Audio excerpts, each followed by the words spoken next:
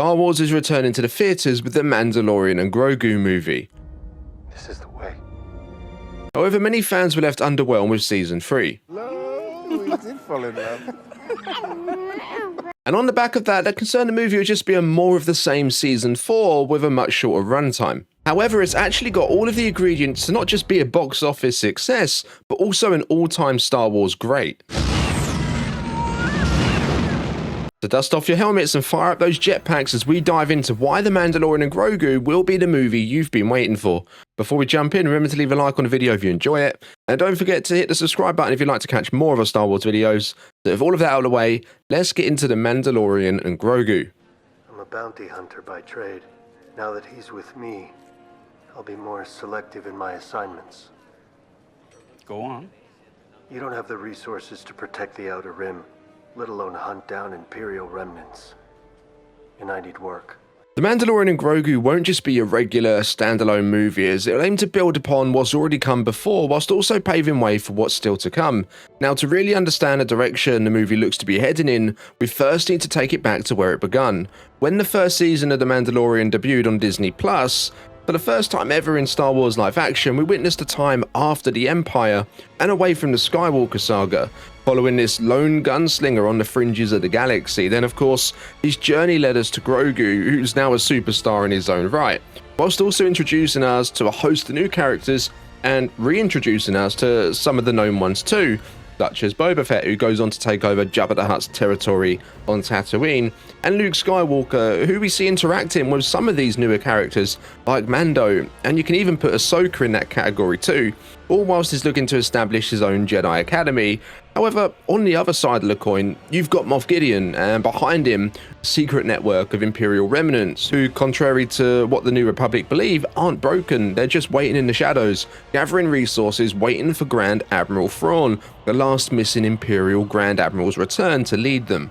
Now, we saw this come to fruition in the Ahsoka show, where we also saw the live-action introductions of Sabine, Hera, Ezra, and Huyang, and some new interesting villains in Baylan and Shin. Now, when you focus solely on the storytelling connected to what is known as the Mandoverse, which is the timeline and shows connected to the Mandalorian, which, may I add, could possibly also include the Skeleton Crew show too, it's all pretty damn exciting stuff. Anyways, the Mandalorian and Grogu movie represents Star Wars' return to theaters since 2019's The Rise of Skywalker, and it's fair to say the franchise under Disney hasn't always struck a chord with every fan. Even the sequels, for example, although they were wildly successful at the box office, they proved to be divisive amongst fans, just as some of the TV shows like The Acolyte, which is a big point of discussion amongst fans right now. However, you've also got some that are pretty much universally liked too, such as Rogue One and The Mandalorian, with the latter pulling in big numbers for each of its 3 seasons on Disney+. And whether you believe Lucasfilm listens to its fans or not, it's their duty to at least track audience engagement around the projects they create, and after spending over 6 years away from the big screen at the time The Mandalorian and Grogu is set to arrive, they won't want to be taking any chances. They'll be going in needing, but also expecting a big hit, which will also go on to dictate the shape that Star Wars storytelling takes from there, which we'll come on to a little bit later. Now, from where we left in Grogu, Moff Gideon had finally been defeated, and Grogu had officially been adopted by Din Djarin, and is now a Mandalorian apprentice. They're going to be working for the New Republic on a case-by-case basis, primarily helping them deal with any Imperial remnants that pop up in the Outer Rim. And we know from Ahsoka the last missing Imperial Grand Admiral was just returned to the main galaxy, and in turn the good guys lost 2 of their best fighters in Ahsoka and Sabine, who are now stuck in a distant galaxy on a planet called Peridia. And given how Ahsoka Season 2 begins filming after the Mandalorian and Grogu movie does, I'm inclined to say that the show will release afterwards as well, meaning they'll still be lost on Peridia when the events of the movie take place. However, the New Republic in The Mandalorian will be alerted to the return of Thrawn, through Ezra Bridger's return in Ahsoka. I think Thrawn will likely lay low at first. He's not the type to rush out and attack. Instead, I think he'll take his time, assess the situation, and place all of his pieces into their correct positions like a game of chess to ensure the Empire has the best chance of success. Anyways, I think this is where Din and Grogu will likely pick up on some increased or unusual Imperial activity taking place, and this is where the threat of Thrawn will become real. Seeing how the New Republic operates to date, I wouldn't be surprised to see the majority of them boo-hoo Ezra's claims until it literally bites them on the nose. The movie will probably show Din and Grogu completing smaller, less important missions, which are however tied to the galaxy's larger events, but the primary objective here will be to establish these characters on the big screen. We need to remember, much of the audience that will go and check out the latest Star Wars movie likely didn't watch all that much of it on Disney+.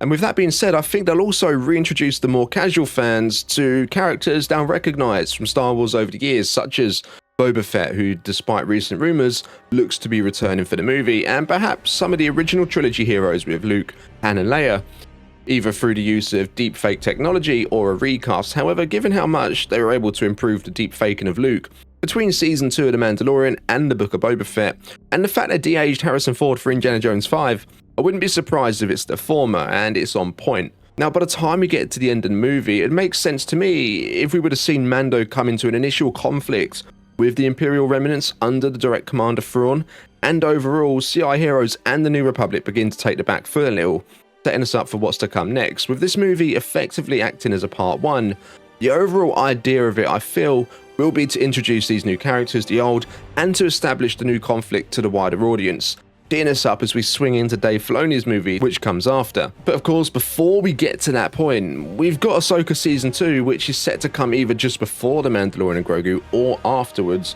between the two movies. Now, as mentioned earlier, the series doesn't film before The Mandalorian movie, so I'm inclined to say it will release after, but that's important because I feel it would be a big player in the overall story. And watching Ahsoka Season 2, just like the other Mandoverse shows, will only enrich the experience all the more. But anyways, come to the end of the season, where it seems Ahsoka and Sabine will face their own conflicts over on Peridea, with rumours of Abeloth being a part of the show and whatnot, I think we'll see Ahsoka and Sabine actually return to the main galaxy, which will then set up the events of Dave's movie, with the new arrivals teaming up with the rest of the heroes as we approach an all-out war against Thrawn's Imperial remnants, which very much looks like it's shaping out to be a live-action retelling of the Star Wars novel Heir to the Empire, and I've got a little more to add with that in a moment. But before we get too carried away with it all, there could yet be another story that finds its way into the mix, one that could further support the whole Heir to the Empire idea too. Now, Star Wars Skeleton Crew, the last live-action Star Wars show to release in 2024, is also set within the same timeline as The Mandalorian, and although it's not yet been confirmed, it could also be another part of the Mandoverse. After all, why else would they place it there on the timeline when it could have been placed anywhere? We also know at least one character from The Mandalorian Season 3 will be appearing in it too. Now, there's a bit of a theory doing the rounds at the moment, and that's that Jude Law, who's playing a mysterious Force-sensitive being that seemingly helps the Skeleton Crew kids that are lost in space, isn't exactly who we're led to believe he is. And as I say, this could all feed into that Heir to the Empire hype train as well. Jude Law's character's name is Jod Nanowwood. However, this is actually an alias, with Jude Law himself actually hinting at the possibility that that's just one of his character's names. Apparently, throughout the show, you're never really 100% sure on what side he's really on, and if he can be trusted. So he could be presented as this mythical, heroic Jedi Knight figure, but in reality, he could end up being one of Thrawn's allies within the old books, Joruus C'baoth, who was the clone of Jedi Master Joruus C'baoth, created by Palpatine as part of his secret cloning experiments to prolong his own life.